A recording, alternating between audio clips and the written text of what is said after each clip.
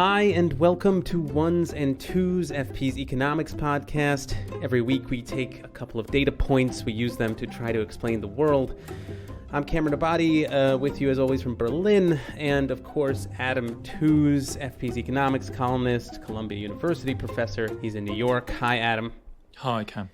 So, someone pointed out to me the other day that we have been doing this podcast for 6 months now, which is somehow feels like a surprise and a kind of marker. And anyone who's been listening to us during that time knows we generally do 2 segments. We try to diversify what we're talking about, but sometimes we make exceptions. Last week we made an exception, and this week we will be doing the same because the same dominating crisis is still with us. Of course, I'm talking here about the Russian invasion of Ukraine. So in the second half of this podcast, we're specifically going to be talking about the damage to the Russian economy. But first, we wanted to take a wider lens and talk about whether this all has the makings of a global economic crisis. So the data point for both segments really is one and the same. It's 0.89. That's 0.89 cents. That is the value of a single ruble, the Russian currency, right now as we're recording this. That's less than a penny. The Russian economy, it is plunging, taking a direct hit from the sanctions. The ruble absolutely in free fall. It's definitely an unprecedented situation on the Russian market, basically at all levels. The new restrictions announced over the weekend on Russia's central bank target the roughly $600 billion rainy day fund that Russia built to sanction-proof their economy. And the result here is one great power, Russia, is subjugating another country, Ukraine, to terrible violence, while its own economy has been sent into a kind of free fall by other great powers here, the US and Europe. So, about these sanctions, a lot has happened very quickly since we last talked, Adam. Late last week, I was asking whether, sanctions on Russia's central bank were a possibility. I was really just hoping to confirm the general boundaries on the scale of this conflict, but we blew by that marker on Sunday. The central bank sanctions came from the U.S. on Sunday, blocking Russia's access to much of its foreign reserves, and then there were SWIFT sanctions thrown in for good measure. It just all seemed to be a real significant shift from just a few days previous. And for me, this raised a general question. I admit it's a broad one, but Adam, should we say now that the West is at war? By which I mean an economic war. I don't even know if that term, if you think that's coherent, economic war. And if so, if there is such a thing, is it on a continuum with military war? I mean, what do you say, Adam? I think this is a very profound question and a really serious one, and it's been haunting me, I'll admit, all week.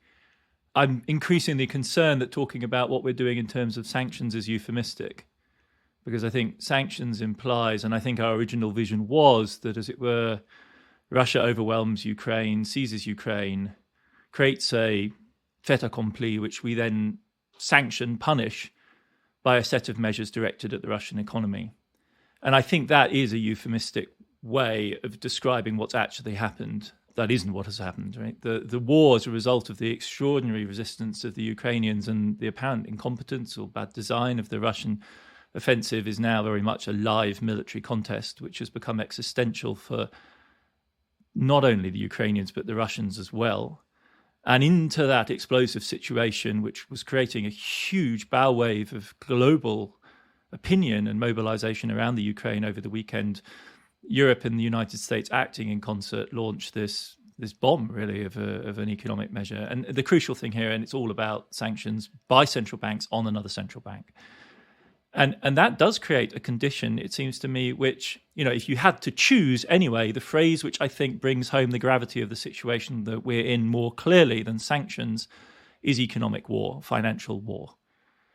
Because we are aiming to inflict massive damage on the Russian financial system and by way of that on the Russian economy in the middle of a shooting conflict, which is unresolved and, the consequences of which are yet unclear. And we are clearly taking sides. So it's, to me, the difference between, as it were, sanctioning an assailant in the courts after an assault has taken place and us, as it were, throwing ourselves into the fight on the side of the party that's been aggressed against. And I do think that, we need some, it's combat rather than the meting out of punishment. So just to burrow down here a little bit, if we are calling this a kind of economic war, I mean, how does that compare to the methods of military war? I mean, is it all on one spectrum here? Or, I don't know, it seems to me that at the very least, economic war takes this more legalistic form. We're talking about sanctions written on paper, not bombs bursting over buildings. Or can this method of war be just as vicious and violent? Well, I mean, I don't think I'm establishing an equivalence here. We should at all costs avoid that, right? Because clearly the gravity of what's happened in the Ukraine is not something that one should sort of obfuscate or shy away from. The point I'm making is really that to talk in terms of sanctions within the realm of economic measures, this doesn't seem to be any longer really, strictly speaking, the case of sanctions. What I'm particularly worried about here is the alignment of thinking between the measures that we're taking towards Russia and the measures that the US has been taking for many years now towards Iran. Because Iran, it does seem to me, is something like a sanctions case. But of course, the fundamental terrifying misunderstanding there is that Iran is really, in a sense, helpless in the face of these measures that are applied to it. Whereas Russia is anything but, as Putin demonstrated so forcefully on Sunday. He's in command. He's not an aspirant nuclear state that's desperately struggling to develop a nuclear program in the face of Western opposition. He commands the second largest nuclear arsenal in the world. And that used to be the dominating fact of global politics until the 1990s. And somehow in the last couple of decades, that has slipped our mind to the point at which it seems sensible to talk about applying Iranian methods to Russia. So that's really what I think is terrifying. Yes, in the details, of course, it's not really a shooting war. It's legalistic, it's forensic. It involves, sort of detective work and tracking down oligarchs' yachts and working your way through bank accounts to try and establish where money is and where it isn't. The consequences can be serious. In the case of Russia, they're not going to be lethal because it's a rich country. But of course, in cases where countries are under more severe economic pressure, it can be lethal. And say the blockade of Germany in World War I is estimated to have cost the lives of hundreds of thousands of people, if not more than that, through starvation and malnutrition. So pushed to the limit. And this sanctions regime doesn't even come close to that, right? It specifically exempts the trade in food and medical supplies, and most American sanction regimes do. I think that's General License 6 is the exemption. But in the limit, this is coercion, and it has material impacts, which are very real, and you could therefore qualify it as a kind of violence. But it would be metaphorical, and we have to insist on that again. But it's certainly hostile, warlike, combative. So I see how this could really affect the Russian economy. And yeah, we are going to be discussing that in more detail later on in the podcast. But I'd like to try to understand how this could blow back to the rest of the world and to the United States or Europe more specifically. I mean, what form could blowback again take in this kind of economic conflict? I mean, we know all sorts of exemptions are being made to allow for the continued trade in energy. But are there other parts of the West's economy that are dependent on trade with the Russian economy? Well, I think we have to distinguish between, as it were, the world, the United States and Europe. At the global level, one shouldn't exaggerate the significance of Russia as an economy. It is a major supplier of oil and gas, and nothing has been done so far to interrupt that. The interruptions which are occurring in the oil market are to do with private actors deciding they don't want a piece of the Russian oil action anymore. But the Russian economy makes up just 1.7% of global GDP. Of that, 20% is imports, 28% is exports. So if you were to half Russia's imports, it would be, a fraction of 1% of global GDP that was affected. Where the impact is felt more severely is in amongst Russia's smaller and more dependent neighbours. And we've spoken about this before, but Central Asia, for instance, is a place to watch because those economies and states are not just, as it were, within Russia's grip in terms of politics and security policy, though many of them are struggling from independence, but their workforces travel to Russia for work. There are 4.5 million workers from Uzbekistan in Russia, 2.4 million from Tajikistan, 920,000 from Kyrgyzstan. And all of those have been hit by these central bank actions because one of the responses of the Russian central bank was to stop foreigners from selling rubles and buying foreign exchange. And those workers are there not for the love of Russia, but because they need to make remittances to their families at home. It's the immediate environment that takes the hit. This is true in Europe as well. For Americans to be worrying about this at all, I think is frankly a little bit frivolous. Like the impact of the Russian economy on the American economy directly. I mean, the Biden administration has to be seen to be doing something about global oil prices because the gas price, the petrol price at the pump is such an important part of American politics. But by comparison with the people who actually have problems, it's trivial. Well, that's reassuring that the United States is somewhat insulated here, but what about the effect on the U.S. dollar? I do recall that in previous crises, the U.S. dollar sort of acts as a safe haven for investors around the world. Are we already seeing that kind of thing in this crisis? And would that affect the United States more generally? I mean, I know that the United States is dealing with inflation right now. How might that contribute? Indeed, yeah. That is one of the things that generally happens in a crisis like this, is that folks run into the dollar, even frankly when the crisis originates in the United States, like the 2007-8 financial crisis. One of the really perverse things that happens is that people run into the dollar. This one, of course, doesn't, and they did run strongly into the dollar, especially in that terrifying Sunday to Monday as the Asian markets opened with, the morning and the day having begun with a nuclear threat, and then financial markets had to open, and that wasn't something that we'd done in a while. And indeed, the dollar did surge. This has a complicated set of impacts on the US, but first and foremost, one ought to stress that this has a hugely contractive effect on the global economy, because essentially a huge part of global trade and finance is done in dollars. And if the dollar is rising relative to everything else, which it was in that early phase of the crisis, it exerts a squeeze on everyone. Everyone who owes dollars, who happens to need to settle dollar bills that week, whether it's for oil or gas or anything else, all of those suddenly become more expensive as the dollar rises. So it's a very bad sign for the global economy generally if the dollar is rising sharply, not just because it reflects anxiety, but because it will produce financial pressure.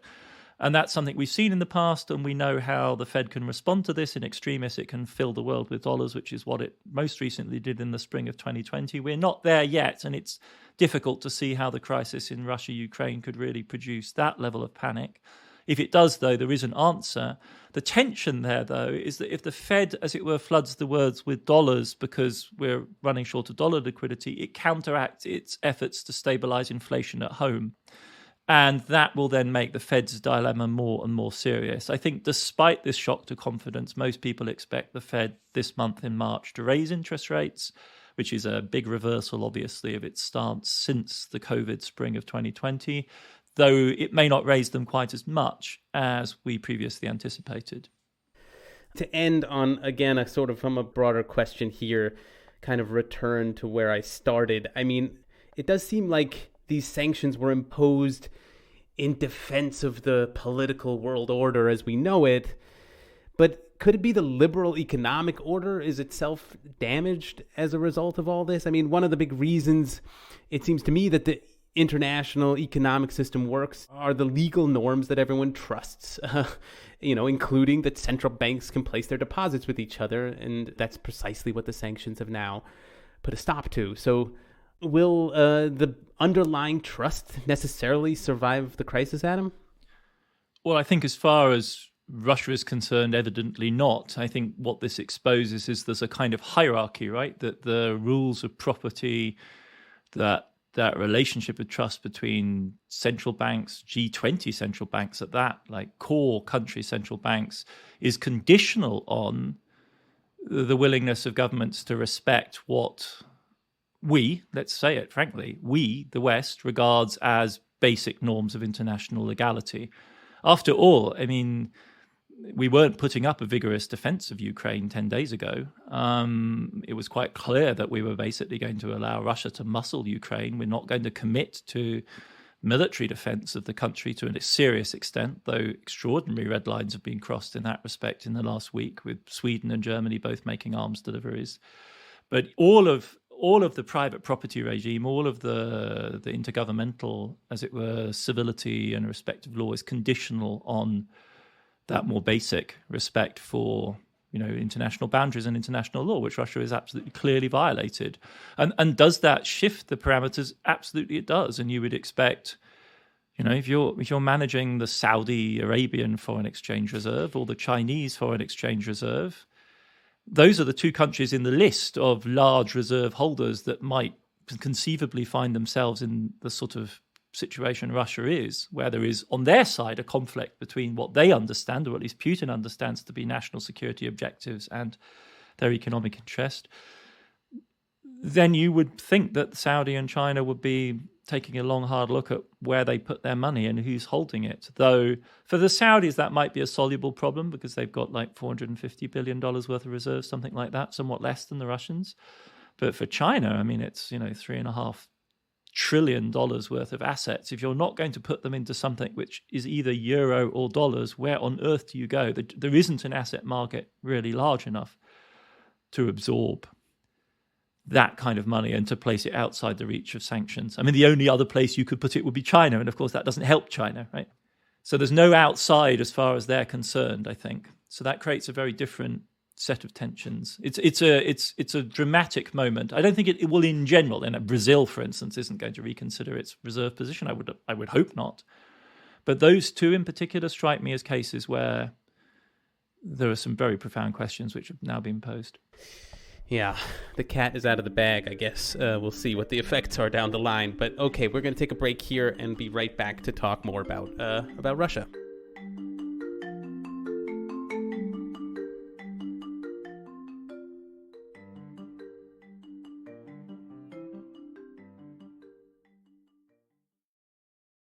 Okay, so we're back talking about Russia, and I guess I'll just again start with a pretty basic question, which is just how bad could things get here for the Russian economy, Adam? I mean, let's entertain, I guess, some worst-case scenarios. I was reading about, for example, how the boycotts by airline companies that are pulling out of Russia could make travel within Russia basically impossible soon. And I don't know, could that lead to an even further breakdown of the Russian state in some ways? I mean, what are the worst-case economic and political scenarios here? I mean, anything like that, the kind of disintegration of the Russian state would be 1990s style drama. And that is the crisis, of course, which shaped the beginning of Putin's career in politics and defines his leadership ever since, right? That Russia will never go back to 1998. And I do indeed think it's a very unlikely scenario. I don't think it's helpful to be thinking in those terms. That's not the world they're in, right? I mean, let's take Iran as our benchmark instead to kind of get a view of how this might work out. The first thing, the phase that we're in currently right now, is the acute shock phase, in which you're going to see financial panic, market closures, there's repressed inflation as a result of the devaluation, which is quite serious. And that could take months to work its way through until they've figured out exactly where the damage is, whose balance sheet has taken a hit. Then there's the big recession that follows, hit to confidence, to investment spending, to exports, to trade, and so on. Folks right now think that by the end of this year could amount to a recession of about 10 to 14%, something like that would be reasonable. That would be half of Russia's exports as a share of GDP, which are 28%. So if they're cut in half, so that would give you a damage of 10 to 14%. Then you get, however, and this is crucial, and this is what Iran's experience shows us, adaptation, recovery, adjustment. So in the end, after that, Iran ended up like 7 to 8% below where it was before the sanctions hit. And then, of course, the question is, what is the longer term impact in terms of the slowing down of growth? And that's where the real shock and horror for many Russians comes in, because they look to the future and, they see a broken future at this point. And I think that's another element of this trajectory, which is much less predictable, of course, and depends to a considerable extent on what policies the Russian government itself then adopts.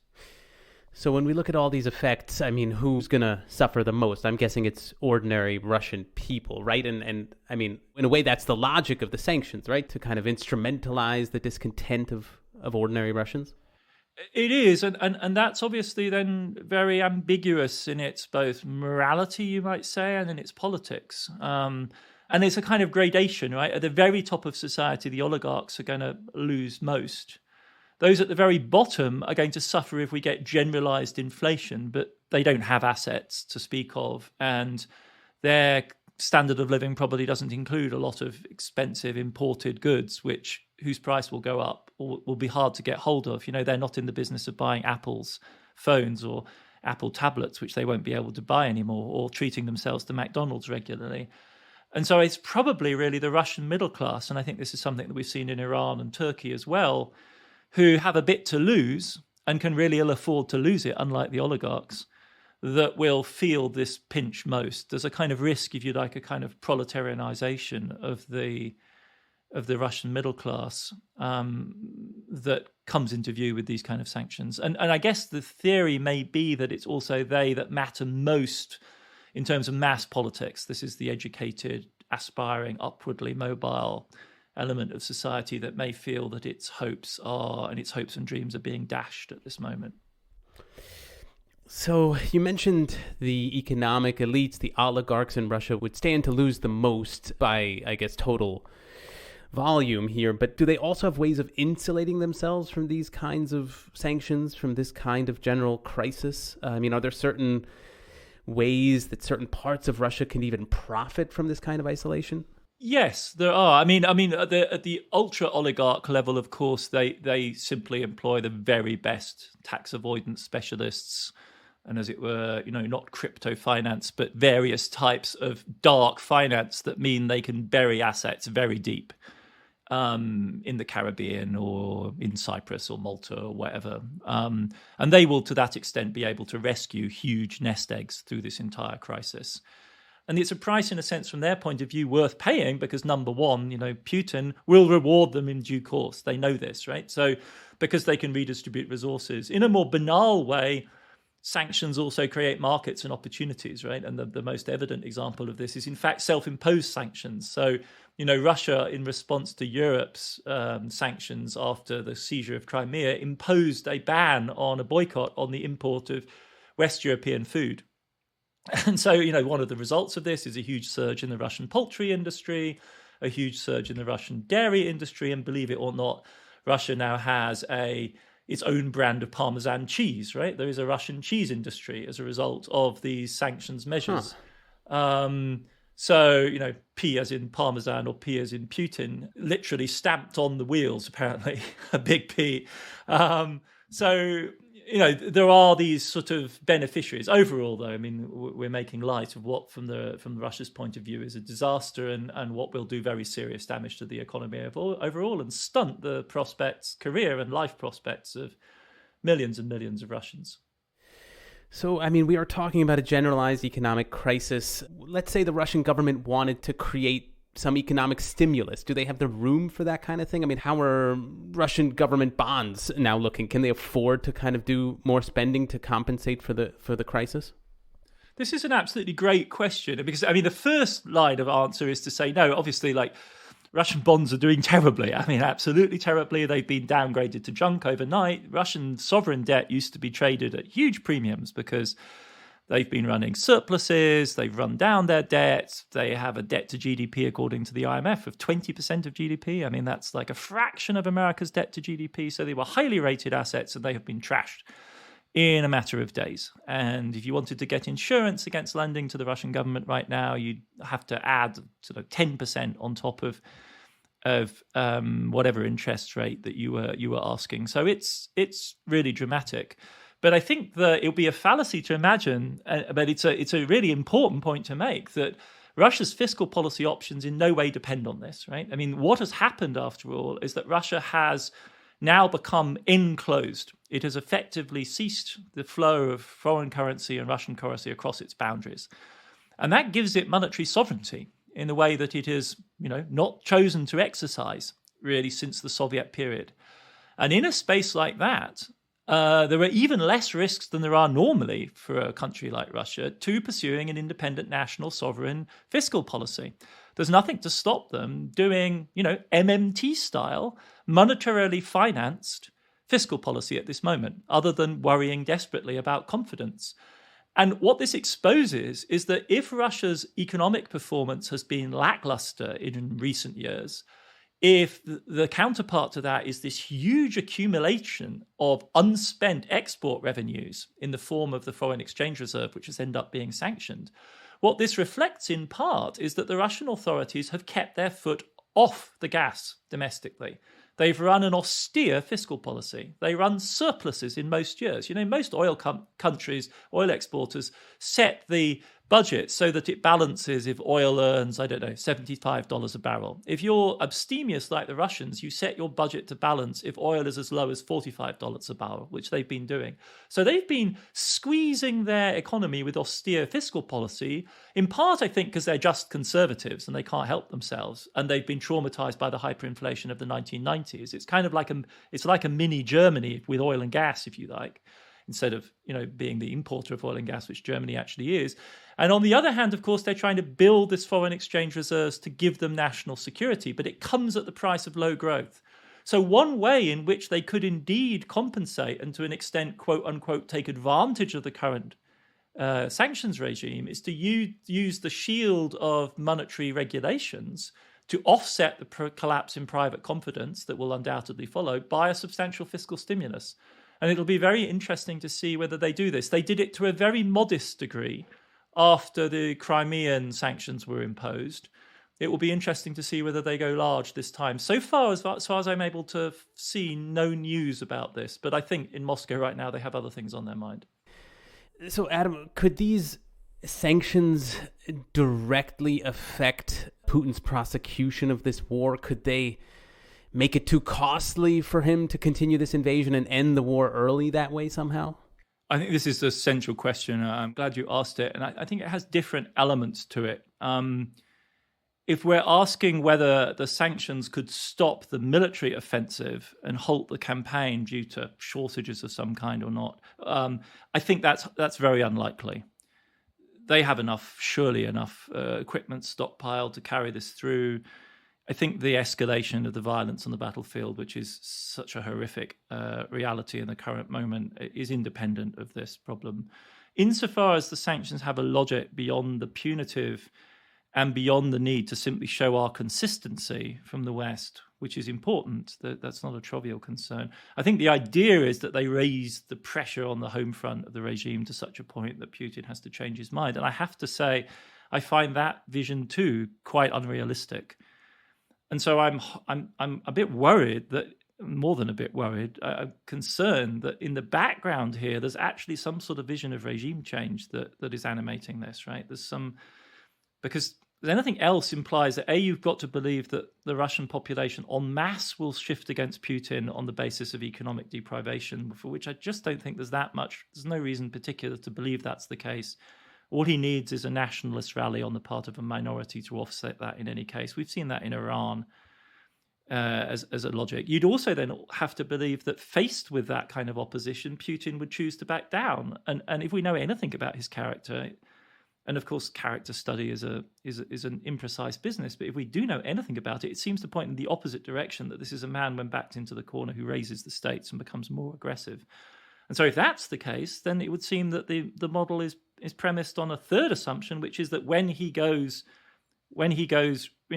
really begins to escalate in an extremely dangerous fashion, that some members of the elite will intervene to stop him, which is essentially a story about regime change. And that just seems to me a mountain of, as it were, imponderables and high-risk scenarios and assumptions that, certainly as far as the open source stuff that one can read in the public realm, I just don't see what you would found that on, that model. So in the short run, I think it's about inflicting pain and showing consistency. And there's also a solidaristic element, which I think came into the equation over the weekend when, as it were, there was this huge upsurge of global support for the Ukrainian cause. We needed to be seen to be doing something. I think European politicians felt this pressure very acutely. And there was that, after all, that extraordinary meeting with Zelensky where he's saying, I'm speaking to you as this may be the last time we ever speak together. That of course affects them deeply. And I wouldn't discount that as an element in the equation. Well, even if it's mostly motivated by solidarity, that seems like a really worthwhile motivation. But we will leave it there for now. And I imagine we'll be coming back to this subject in the weeks ahead. Okay, that's it for another episode of Ones and Twos. Thanks as always to my co-host Adam Tooze. Listeners, as always, we like hearing your feedback. Please email us at podcast@foreignpolicy.com or tweet us at ones and twos pod. Remember, that's Tooze as in Adam's name, Tooze. And of course, remember to follow and review us on your favorite podcast app. Ones and Twos is written and edited by me, Cameron Abadi, along with Adam Tooze. It's produced by Laura Rossbrow-Tellem and Rob Sachs. Our social media manager is Claudia Tatey. The executive editor of FP Podcast is Dan Efron. Thank you very much for listening, and we will see you back in your feed next week.